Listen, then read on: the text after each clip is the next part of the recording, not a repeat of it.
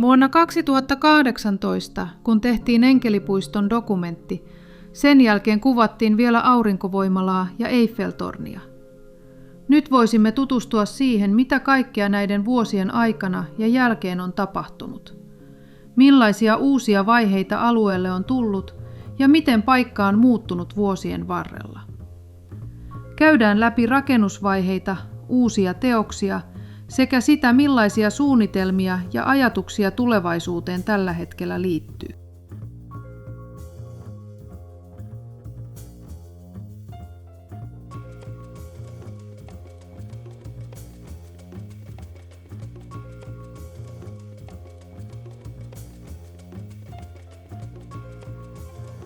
No niin, onhan siitä aikaa, kun viimeksi on nähty ja suunnitelmia on ja tehty on kaikenlaista. Suurin piirtein 4 patsasta vuodessa ja tällä hetkellä on tuo terveys semmoinen, että asettaa omat rajoitteet suunnittelulle, että nyt suunnitellaan vaan, että pääsisi selkäleikkaukseen ja sen jälkeen sitten taas ruvetaan miettimään, mitä tehdään. Ajatuksia on ja vaikka kuin monta, mutta nyt rajoittaa tuo terveys tällä hetkellä, mutta on tämän vuoden 18 jälkeen niin kyllä täällä toistakymmentä patsasta uutta on, mitä päästään katselemaan. Et sellaista. Niin, että lähdetään kiertämään ja katselemaan näitä, mitä on tullut tämän vajaan 10 vuoden aikana, mitä on viimeksi nähty. Että kaikenlaista on suunniteltu ja tehty. Kiinalaista tarustoa, eli lohikäärme. Meillä on Kalevalan Sampo ja heillä on lohikäärme. Ja siinä kävi kiinalaisia ja sanoi, että sateella lohikäärme ottaa kaiken veden itseensä. Ja sitten kun tulee kuiva ilma, niin sitten se antaa sen pois. Että aika hyvä tarina. Dinosaurus rexi, eli lihansyöjä, muutaman miljoonan vuoden takaa. Ja tämä on 6-metrinen ja oikeat dinosaurukset, rexit, oli suurin piirtein 12-metrisiä. Tämä on vähän niin kuin poikainen siihen nähden. Ja siinä on semmoinen 500-600 hevosen kenkä materiaalia. Näin. No, tässä on sitten kaikkien vammaisten enkeli. Eli häneltä puuttuu kädet ja jalat. Muuten hän on hyvin suojeleva. Että tää lähtee tämmöistä omasta, kun näitä vaivoja on, niin semmoinen.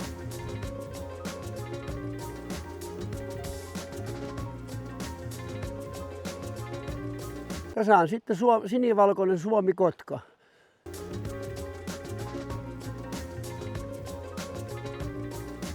Tämä on tämä liskoon esihistoriallinen lisko, se on aikaisemmin ollut ja toi keskiaikaisen gladiaattorin vaunu, mutta tämä on uusi tämä itse gladiaattori tässä, mikä piiskaa liskoa. Joo, tässä on röllipeikko, hevosenkengistä runko. Sitten on noista nuohojan suteista toi karvotus. Ja kun ei riittänyt jalkoihin, niin sitten röllipeikolla tehtiin legginsit. Ja sitten se surffaa rokotiililla. Siinä on rokotiilin alla. Krokohan siinä. Häntä on tuolla liejussa.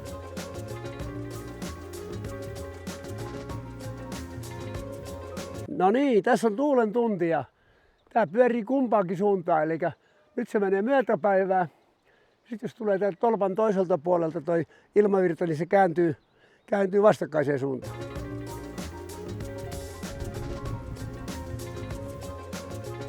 Se tulee hetken päästä takaisin.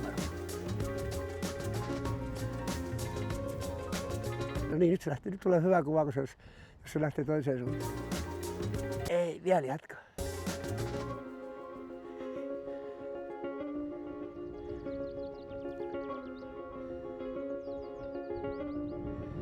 Nyt lähti äkkiä, huomaan. No nyt tuli hieno kuva. Se koko ajan se tunnistelee tuulta, katoja.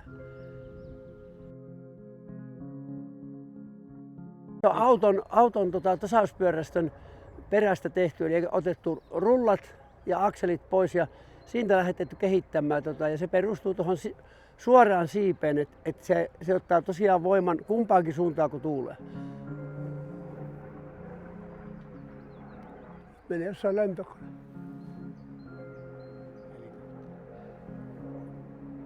Tuolla menee. Se on helikopteri. Mä sain idean elokuvasta Valkoinen peura. Sillä oli valkoinen peura, niin mä tein. Siinä se mennä sipsuttaa hangella kevyesti.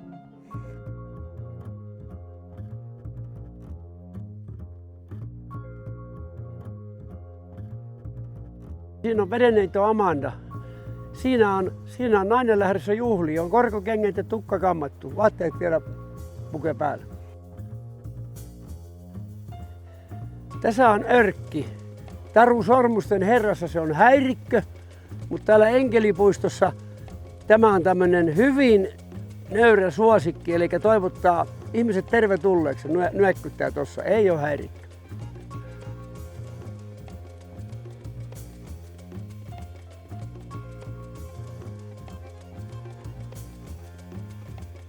Tässä on laulujoutsen ja tuossa vieressä on laululava.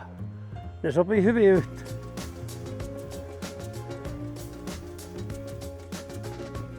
Tässä on Taivasportti. Mulla oli runsas vuosi sitten aivoinfarkti ja kävin Pietarin porteilla ja kun se sanoi, että se tänne pääse vielä, niin mennään teidän oman Taivasportin ja tässä sitä patsastellaan.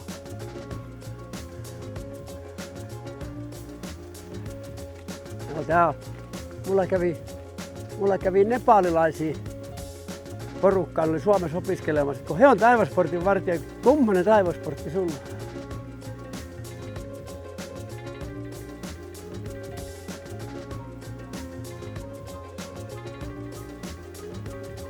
Tässä on Keopsin pyramidi. Tämähän tehtiin 2500 vuotta ennen ajanlaskun alkuun.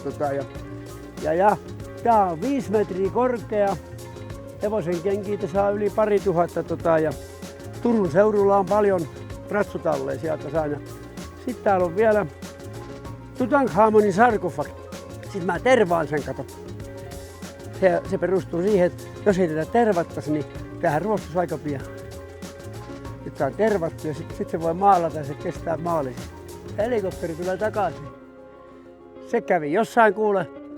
Toi oli mediheli. Joku kävi. Tai jollain oli vaikeeta. Lääkäri helikopteri. Sehän meni jo hetki sitten toiseen suuntaan. Joo, tää on mediheli. Siinä on kato suhteellisen pieni ääni. Sitten kun tulee rajavartioston puuma kuule, niin siinä on hirveä meteli. Tää on paljon hiljaisempi tää. Siitä se meni UFOn takaa. Ne usein lentää, kun ne menee tästä pohjoiseen, niin tää UFO on tämmönen niinku yksi merkkipaalu. Tuli pitkä retki, tuli hiki. Oltiin Kurjenrahkan kansallispuistossa. Tässä on semmoinen patsas kuin kiireistä kantapäähän. Eli siinä on kellotaulu ja kantapää. Ja silloin se on kiireistä kantapäähän ja kello on 5:12. Ja sitten kun se toiselta puolta, niin sitten on 5:12, silloin on kiire ohi. Siinä on toinen slogani, helppoa kuin heinän teko ja ne kaikki, mitkä on heinää tehnyt vanhaa mallia, että seipäillä, niin se ei ole helppoa. Siinä on kiire ohi, kello on 5:12, silloin on kiire ohi. Tämä on amerikkalainen McCormick-poikien niittokone. Patentti 1884. He alkoivat sitä kehittää tätä sorminiittokonetta McCormick-veljekset vuonna 1850 ja sitten 88 saivat patentin vasta. Mutta patentin ne sitten sai 1884. Tämä 20 vuotta suurin piirtein sitä kehittely. Siinä on huuhkaja. Lasten suosikki. Punaiset silmät ja toi silmän ympäristö, mä sain tätä rosteriin, niin se lapsia puhuttelee. Se aika jännän näköinen. Niin, tässä on vanhaa uutta, eli niittokoneen ja haravakoneen tuoleja. Ja mä pelastin ne tuolta romukaupasta ja nyt saa nykynuoriso istuvia. Ne kehuu, että onpa hyvä tuoli.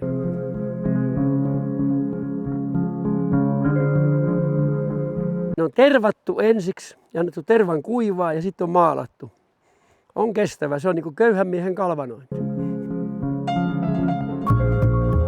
Ja joo, tässä on avaruusalus ja avaruusalus tarvitsee suodattimet, koska siellä on avaruussäteilyä. Ja ne on entisiä Hesburgerin rasvasuodattimia. Ne oli romukaupassa ja nyt ne menee avaruusaluksessa uusioon käyttöön. Tässä on maapallo 1 000 000 vuotta eteenpäin. Laatat on liikkuneet siten, että Suomikin on pohjoisnavalta etelänavalla. Lyhyestä virsi kaunis. Tässä on Kalevalan Sampo. Siitä saa toivoa mitä vaan ja se antaa mitä vaan, mutta lyhyt kertomus. Tuolla on hiukkaskiihdytin. Pernis on väittävä, että on ensimmäinen, mutta kyllä Kalevalan Sampo oli ensimmäinen hiukkaskiihdytin. Ja sitten tuolla vasemmalla puolella on ihan aito pontikkapannu. Eli kun porukka toivoo, naiset toivoo yleensä kahvia ja miehet pontikkaa ja kirkastahan sieltä tulee. Sitten täällä on meidän olevinaan rikki mennyt tulostin. Ei pidä paikkaansa. Tulosta on jo 2 kiveä ja 3 tekee jo. Kato, Kalevalan Sammossa on kaikki mahdollista. Niin yksi rouva soitti, kun se kävi täällä porukan mukana. Hänellä on ihan oikea pontikkapannu. Ei hän ole kehdannut kenellekään sitä kaupata. Hän soitti sulle, kun sä juttelit. Ja mä juttelin silloin jo, että pontikkaa, kato kun kierrukat tuossa. Niin sanoin, no totta kai mä sen ostan. Että 50 maksoin pontikkapannusta. Siinä se on. Tuossa on merileijona. Siinä on Kaitoonmäen kaskelo. Kyllä se valan runko näkyy hiukan siellä veden alla, mutta pyrstö on niin kuin pinnalla. Tässä perhe keskustelee. 2 aloittaa keskustelua ja noin 2 tulee hetken päästä mukaan.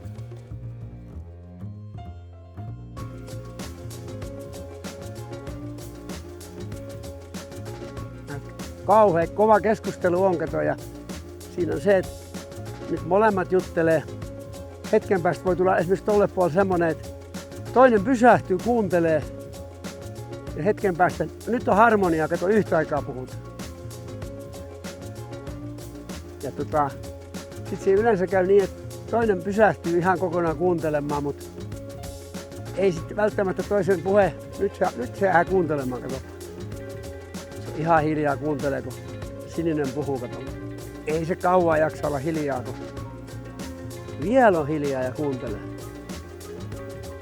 Nyt alkaa kuule oma suu käydä, en mä samaa mieltä.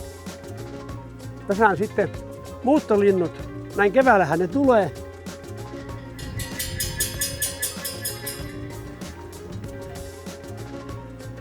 Eikö se ole käytännön psykologia?